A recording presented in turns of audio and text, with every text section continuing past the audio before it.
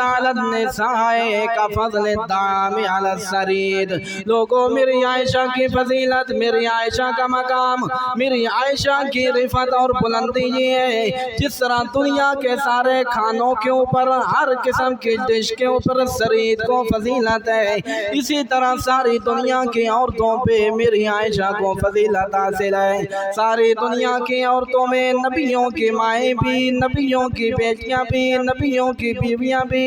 نبیوں کی ماسیاں بھی، نبیوں کی پھوپھیاں بھی، ساری دنیا کی عورتیں شامل ہیں۔ اللہ کے محبوب کہتے ہیں میری عائشہ کا وہ مقام ہے جس طرح ساری دنیا کی عورتیں اکٹھی ہو جائیں، اللہ کے محبوب کی بیوی عائشہ کا مقابلہ نہیں ہو سکتا۔ اس عائشہ کے ساتھ بڑی سادگی کے ساتھ نکاح ہو رہے، اور یہی تو فضیلت تھی کہ اللہ رب العزت نے منافقین کی تہمت کا جواب قرآن نازل کر کے دیا۔ دنیا کے اندر اگر کسی بیٹی کے اوپر تہمت لگتی ہے، کسی کا باپ اس کی صفائی کے لیے گواہی دیتا ہے، کسی کی ماں گواہی دیتی ہے کہ میری بیٹی ایسی نہیں ہے، کسی کا بھائی گواہی دیتا ہے کہ میری بہن ایسی نہیں ہے، کسی کا رشتہ دار اس کے حق میں صفائیاں دے رہے ہوتے ہیں، لیکن قربان جاؤں حضرت عائشہ صدیقہ پہ جب ان کے اوپر منافقین تہمت لگاتے ہیں، منافقین ان کی کردار کشی کرتے ہیں، تو اللہ کے محبوب نے، اللہ نے اپنے محبوب کو صفائی کے لیے نہیں کہا بلکہ خود سورۃ النور کی 18 آیتیں نازل کر کے حضرت عائشہ کی گواہی دی۔ فرمایا سورۃ انزلناها وفرضناها وانزلنا فيها آیات بینات لعلکم تذکرون، اور پھر آگے جا کے کہا لولا اذ سمعتموه قلتم ما یکون لنا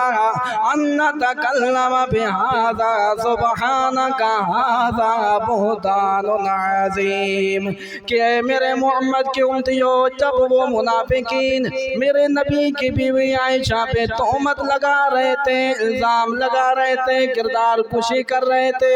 تم میں سے بھی بعض ان کی باتوں میں آ گئے، بعض شک میں پڑ گئے کہ عائشہ بھی انسان ہے، ہو سکتا ہے اس سے کوئی غلطی ہو گئی ہو۔ اللہ کہتے ہیں لولا، تمہارے ذہن میں ایسا خیال کیوں آیا، ایسی بات کیوں آئی عائشہ کے کردار کشی کے بارے میں، تم نے ان کی طرح کی سوچ کیوں بنائی؟ ما یکون لنا ان نتکلم بہذا، تمہارا تو حق یہ تھا تم یہ کہتے ما یکون لنا،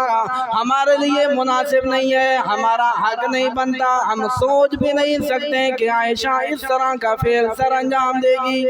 بلکہ ہمیں تو یہ کہنا چاہیے تھا سبحانک ھذا بہتان عظیم، جس طرح اللہ شریکوں سے پاک ہے اسی طرح عائشہ بھی بد کرداری سے پاک ہے۔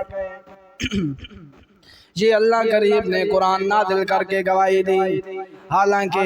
بی بی مریم پہ بھی تہمت لگتی ہے، اللہ نے بیٹے کو بلوایا، کہہ دے قال انی عبد اللہ آتانی الکتاب وجعلنی نبیا، جب بی بی مریم پہ تہمت لگتی ہے اللہ خود کتاب نازل نہیں کرتے بلکہ بیٹے کو کہتے ہیں گواہی دے۔ حضرت یوسف پہ تہمت لگتی ہے، عزیز مصر کا رشتہ دار، اور ایک روایت کے مطابق چھوٹا بچہ گواہی دیتا ہے، لیکن قربان جاؤں حضرت عائشہ صدیقہ کی عظمت پہ جب ان کے اوپر تہمت لگی ہے تو اللہ نے عرشوں سے قرآن نازل کر کے قیامت تک قرآن میں صفائی کو محفوظ کر دیا، اور پھر اس کے بعد صرف آسمانوں سے صفائی نازل نہیں کی بلکہ حضرت محمد مصطفیٰ فرماتے ہیں کہ لوگوں مجھے عائشہ کے بارے میں کبھی عائشہ کے خلاف بات نہیں کرنی، اپنی بیویوں کو بھی سمجھاتے ہیں لا تؤذونی فی عائشہ،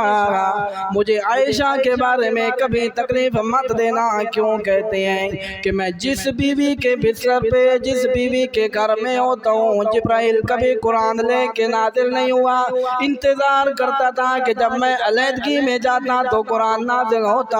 لیکن عائشہ صدیقہ وہ عورت ہیں کہ جب ان کے بستر پہ ہوتا ہوں ان کے پاس ہوتا ہوں تو قرآن نازل ہونا شروع ہو جاتا ہے۔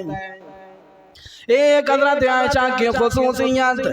اور صرف یہاں تک نہیں بلکہ حضرت عائشہ کے بستر پہ بیٹھے ہوئے ہوتے ہیں، صرف قرآن نازل نہیں ہوتا بلکہ اللہ کے نمائندے جبرائیل امین حضرت عائشہ کو بھی سلام دیتے ہیں۔